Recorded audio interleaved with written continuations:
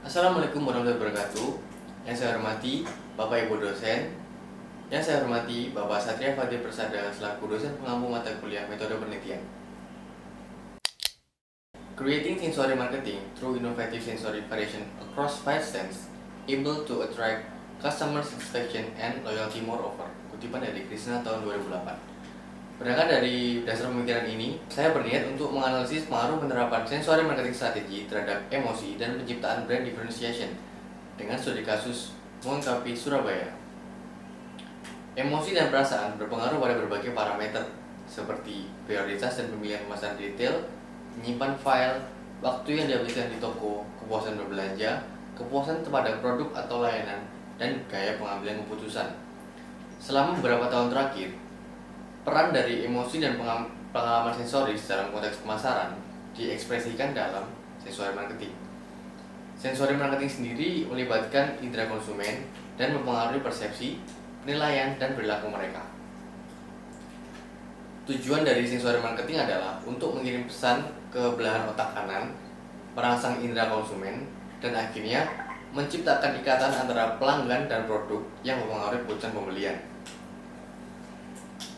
Industri kopi, khususnya kedai penjualan kopi, merupakan contoh yang tepat untuk melihat bagaimana pengaruh dari sensory marketing.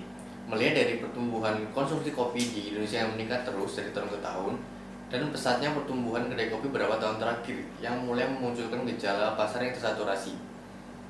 Moen Kopi dapat dikatakan sebagai pendatang di bidang coffee shop karena Moen Kopi baru berdiri pada tahun 2017, sehingga diperlukan strategi untuk menarik para konsumen dan meningkatkan penjualan, salah satunya dengan cara menerapkan sensory marketing yang baik.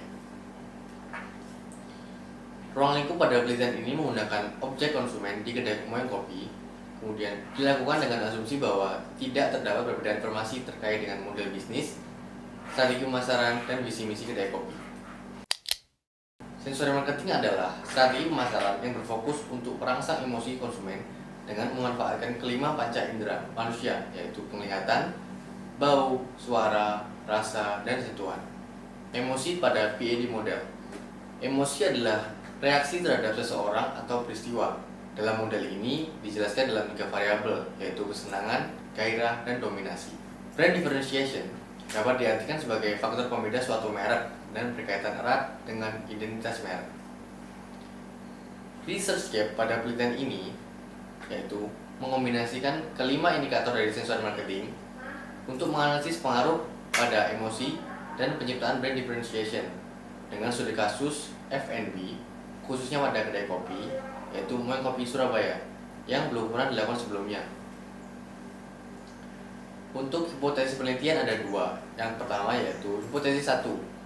Sensory marketing berpengaruh positif terhadap emosi dan persepsi konsumen. Hipotesis 2. Sensory marketing berpengaruh positif terhadap brand differentiation.